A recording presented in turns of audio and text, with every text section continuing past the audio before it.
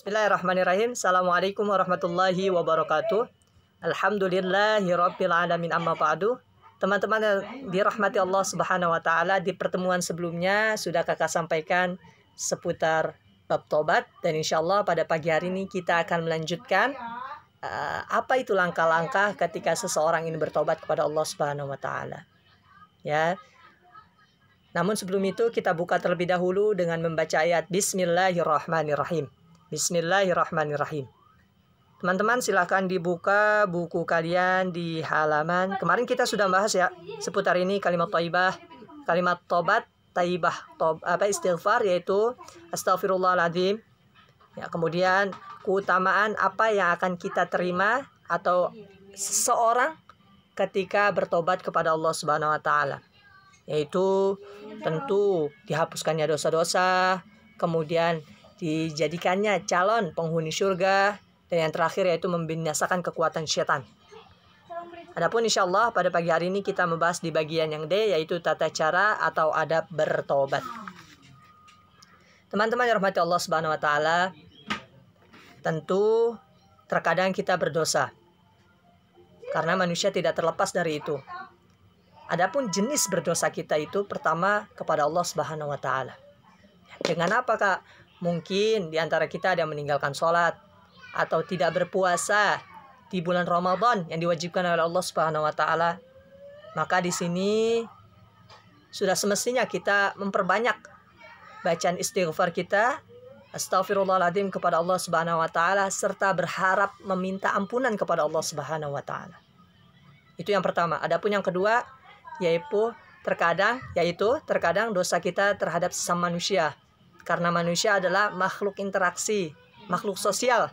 Jadi hampir setiap waktunya atau setiap harinya itu berinteraksi dengan orang lain. Ya, adapun ketika kita melakukan dosa kepada sesama manusia, entah kita menghina atau mencaci atau menjelek-jelekan atau bahkan memukul, maka sudah seharusnya langkah atau cara kita bertobat, yaitu pertama untuk meminta maaf kepada orang yang dirugikan. Ya, setelah kita meminta maaf, maka setelah itu kita senantiasa bersilaturahmi kepada orang tersebut. Dan jangan lupa kita tentu berdoa kepada Allah Subhanahu wa taala agar dosa-dosa yang telah kita lakukan dihapuskan oleh Allah Subhanahu wa taala. Ya. Dengan catatan tobat yang kita lakukan itu dilakukan dengan sungguh-sungguh agar diterima oleh Allah Subhanahu wa taala dan memenuhi syarat. Memang ada syaratnya, Kak? Ada. Ya, jadi memenuhi syarat yang pertama yaitu meninggalkan dosa. Itu dengan sungguh-sungguh. Jadi, sungguh-sungguh kalian untuk meninggalkan dosa tersebut. Jangan sampai kalian malah hanya untuk dipermainkan. Tidak. Kalian mesti sungguh-sungguh, mesti berjuang. Adapun yang kedua, menyesali perbuatan dosa yang telah dilakukan.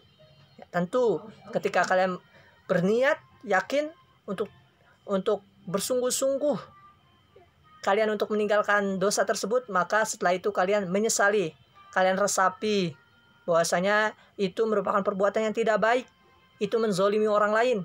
Kita ketika meninggalkan sholat, maka kita menzolimi diri kita sendiri. Ya, bahwasanya itu perintah kita sebagai seorang muslim yang mesti dilakukan. Adapun yang ketiga, berjanji untuk tidak mengulanginya lagi. Janji, komitmen kepada diri sendiri bahwasanya saya tidak akan mengulangi dosa yang sama. Dan inilah 3 langkah atau 3 syarat yang mesti dipenuhi bagi seseorang yang bertobat. Adapun para ulama membagi tobat itu banyak jenisnya, yaitu terbagi menjadi 6 macam. Karena tobat karena kekafiran, yang kedua karena maksiat, karena dosa-dosa besar, dosa-dosa kecil, yang kelima yaitu melalaikan perintah Allah, dan yang keenam yaitu tidak peduli pada amal yang baik.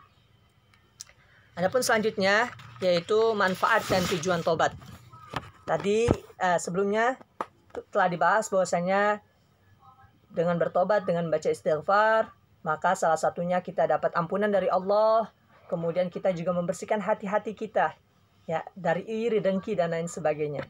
Oleh karenanya manfaat yang akan kita terima setelah kita bertobat, baik kepada Allah maupun kepada sesama manusia, maka itu akan membersihkan hati kita dari segala dosa.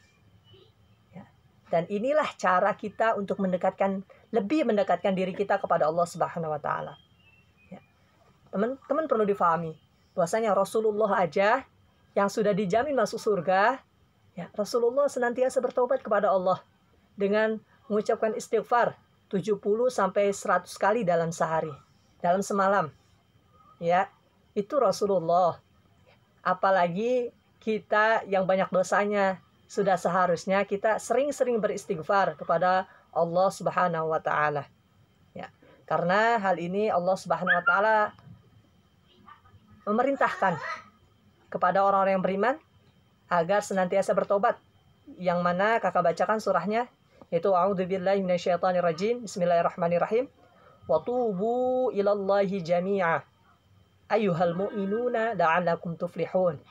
Artinya, dan bertobatlah kamu semua kepada Allah Subhanahu wa taala, wahai orang-orang yang beriman, agar kamu beruntung.